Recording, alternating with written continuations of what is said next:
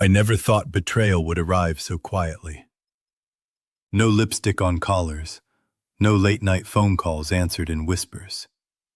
Just a feeling that something in my own home had shifted, like the air before a storm.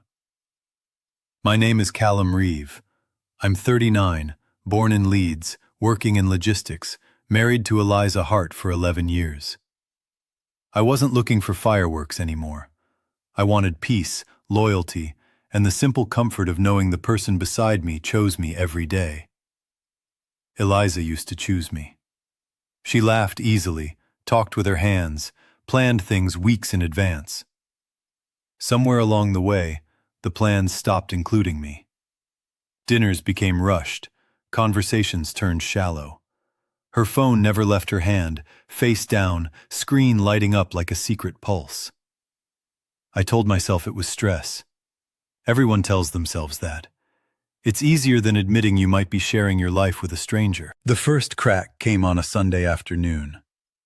I reached for her phone to check a recipe while mine was charging. She snatched it back too fast, smile tight, eyes sharp. "Privacy," she said lightly. I nodded and let it go. I always let it go. That night, I lay awake listening to her breathe, realizing trust doesn't shatter all at once. It erodes, grain by grain, until you're standing on nothing. Weeks later, the truth arrived uninvited. A message popped up on our shared tablet while she was showering. No names, just a preview. "Can't wait for Thursday. Miss you already." My hands didn't shake. That scared me more than anger would have. I didn't confront her. I didn't dig through devices or follow her. I watched. I listened. I waited. Thursday became her new favorite word. Late meetings, drinks with colleagues, a new dress that didn't feel like it was meant for me. I realized then that love doesn't die loudly. It gets replaced. Quietly. Efficiently. With someone who doesn't know your history and doesn't care to. I decided not to explode. I decided to be precise. Our anniversary was coming up, a small milestone we always acknowledged. Eliza suggested a dinner at home, something intimate, candlelight, music. She said it would be nice to reconnect. The word reconnect landed like an insult. I smiled and agreed. Precision requires patience. The name came to me through a mutual acquaintance, a careless overlap Eliza hadn't anticipated. Rowan Pike, 42, divorced, works in property development. The kind of man who mistakes availability for entitlement. I didn't hate him. He was incidental. The choice mattered more than the participant. I sent Rowan a message from my own phone.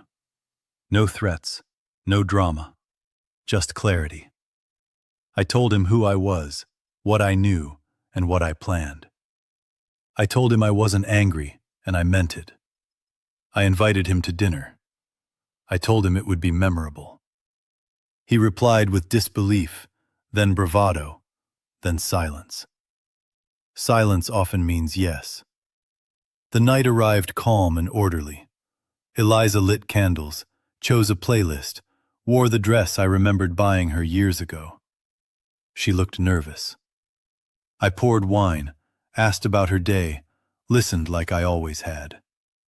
At 7:30, the doorbell rang. Eliza froze. I stood up. When I opened the door, Rowan stood there holding a bottle of red, confusion fighting panic on his face. I stepped aside and welcomed him in. Eliza's glass slipped from her hand and shattered on the floor. No one moved to clean it up. The truth doesn't need tidying. I introduced us. Names, roles, facts, no accusations. Eliza tried to speak, then stopped. Rowan apologized to her, not to me. That told me everything. I asked them both to sit. We did. Candles burned low, music played on. I spoke evenly, explaining that this wasn't revenge. It was alignment. Lies thrive in shadows. I turned on the lights. Eliza cried. Rowan defended himself. I didn't argue. I explained my decision. I was done. I wouldn't beg, negotiate, or compete. I deserved a partner who chose me without being reminded. I told Rowan he was welcome to stay or leave. Either way, he was no longer my problem. Rowan left first. Eliza followed him to the door, then stopped, realizing she was walking away from her own life. She turned back, asking if we could talk. I said we had. I handed her an envelope with copies of the messages she forgot existed. Evidence isn't cruelty. It's closure. That night, I slept in the spare room. The next morning, I packed a bag and left. No shouting, no scenes, just a clean exit. People think strength looks like confrontation. Sometimes it looks like refusing to carry what isn't yours anymore. I don't know what Eliza tells people now. It doesn't matter. I know what I lived, and I know what I chose. Betrayal tried to humiliate me. I answered with composure. The surprise guest wasn't there to punish anyone. He was there to end a lie. And that, finally, felt like peace. In the weeks that followed, the quiet felt unfamiliar but honest. Friends asked questions I didn't entertain. Work steadied me. Mornings became simpler. I learned that dignity isn't loud, and closure doesn't always arrive with apologies. It arrives when you stop asking for explanations from people who benefited from your confusion. I didn't win anything that night. I reclaimed something. My time. My focus. My ability to trust myself again. Some evenings I still think about how easily love can be misplaced, how confidence can disguise selfishness, and how loyalty deserves reciprocity, not excuses. I don't regret the invitation.